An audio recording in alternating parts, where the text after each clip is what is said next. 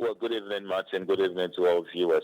So first of all, it is important to stress that this should not have been how things should be. If this was a really functioning democracy with leaders who respect our laws, who are compliant with our constitution, this budget should first have been presented to Parliament. We should have discussed it. We should have scrutinized it.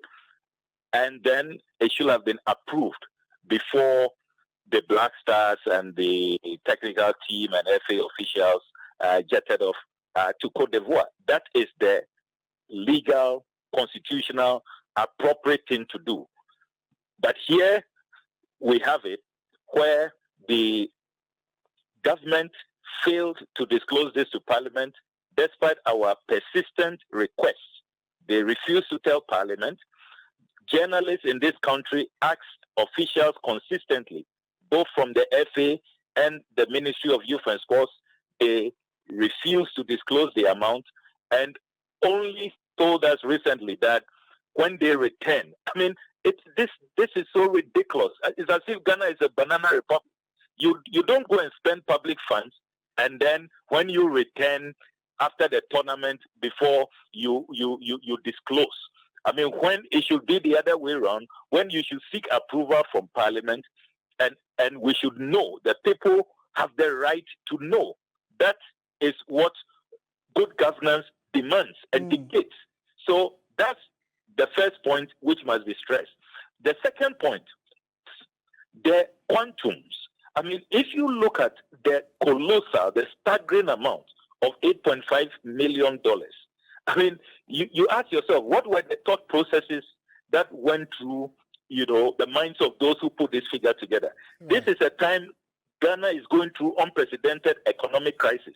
We are at the IMF for a bailout. This is the first time we are doing financial haircuts as a country. The people are being forced, including senior citizens, pensioner bondholders. They have to go picket the Ministry of Finance. Right. For the first time, we have defaulted on our loans. We can't pay our debt. I mean, and you come up with this budget, $8.5 million. I mean, it's incredible. Right. At the time that government says that it couldn't raise 4 million cedis for the renal unit at Kolebu, dialysis patients died. More than 19 of them, they died. As I speak to you, you know that I'm the MP for the epicenter of the spillage from the Kosovo bond dams. Yes. Government has not been able to resettle the people. People are still living in tents, in classrooms, as I speak to you. So many obligations government has not been able to meet. And yet, they can come up with $8.5 million, a country that is bankrupt, that is at the IMF begging for bailout. Right. It's mind-boggling. We probably have just broached the subject, but maybe before you take leave of us, has the ministry, you have come, received praise and criticism in equal measure, but since you put out the what you found about that 8.5 million, has the ministry or any government institution or agency come up with a response on the team's performance and why they thought this was the needed amount for the tournament? Have you had any such response? Not yet. What I have done today is to put out more documents, which I have intercepted, one signed by the Honorable Minister for Finance, which attempts to provide a breakdown which doesn't add up. I mean, the comedy of errors and opacity is just shocking. And then a third document I put out today, which is from the Controller Accountant General, which is so shocking.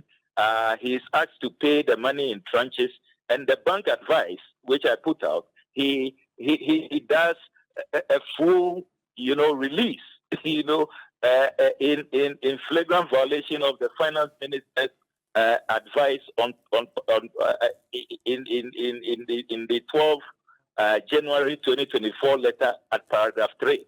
So clearly, this matter must be probed by Parliament, and I can assure you that when the House resumes, we are going to look into this matter and call for a full-scale parliamentary inquiry into this whole matter. And moving forward, we need to totally overhaul finances, particularly for the Black Stars. Right. And this business of, subverting the constitution, engaging in illegalities, sidestepping Parliament, they go do whatever they want, and then they refuse to be transparent. They refuse to be accountable. Okay. It has to stop. It will not be allowed to continue. Honorable, thank you. Thank you so much for making time to speak with us on this very, very interesting subject.